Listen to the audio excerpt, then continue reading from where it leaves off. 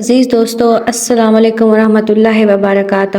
آج کی کہانی کا آغاز کرتے ہیں۔ حضرت موسیٰ علیہ السلام کے دور میں بارش بند ہوئی۔ لوگوں نے حضرت موسیٰ علیہ السلام سے گزارش کی کہ اللہ تعالیٰ کے حضور دعا کیجیے کہ بارش برسے، اس لیے کہ بارش سے ہر چیز کی زندگی ہے۔ حضرت موسیٰ علیہ السلام نے سب لوگوں کو جمع کیا اور اللہ کے حضور سوال کیا۔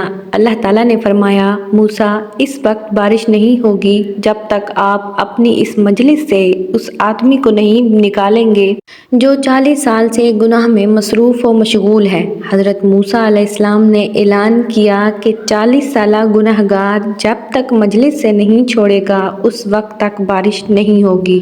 وہ بندہ سوچنے لگا کہ اگر اب اٹھتا ہوں تو لوگوں کی انگلیاں میری طرف اٹھیں گی کہ یہ 40 سالہ گناہ گار ہے، اور اگر نہیں اٹھتا تو بارش نہیں ہوتی۔ عجیب کشمکش میں تھا۔ اللہ تعالیٰ سے دل ہی دل میں صلح کر دیتا ہے اور توبہ کر دیتا ہے کہ یا اللہ، 40 سال تک آپ نے میرے گناہ پر پردہ ڈالا، آج بھی میرے گناہ پر پردہ ڈال دیں۔ تھوڑی دیر گزر گئی، مجلس سے کوئی آدمی اٹھا نہیں، لیکن بارش شروع ہو گئی۔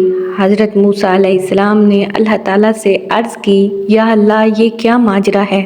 اللہ تعالیٰ نے فرمایا، اب کے اعلان کرنے کے بعد اس گنہگار نے گریبان میں منہ ڈالا، رونے لگا، یا اللہ، تو نے 40 سال برس میرا پردہ رکھا، اب بھی چھپا لے۔ یا اللہ، اب میری توبہ ہے اور میں نادم ہوں۔ اس نے اخلاص کے ساتھ توبہ کر لی تو میں نے اس کو بخش دیا۔ تو دوستو، اللہ بخشنے کے لیے بہانہ تلاش کرتے ہیں۔ تھوڑی سی توجہ کی ضرورت ہے۔ اللہ ستار ہے تو غفار بھی، لیکن اگر ہم متوجہ نہیں ہوں گے تو یاد رکھیں اللہ قہار بھی ہے۔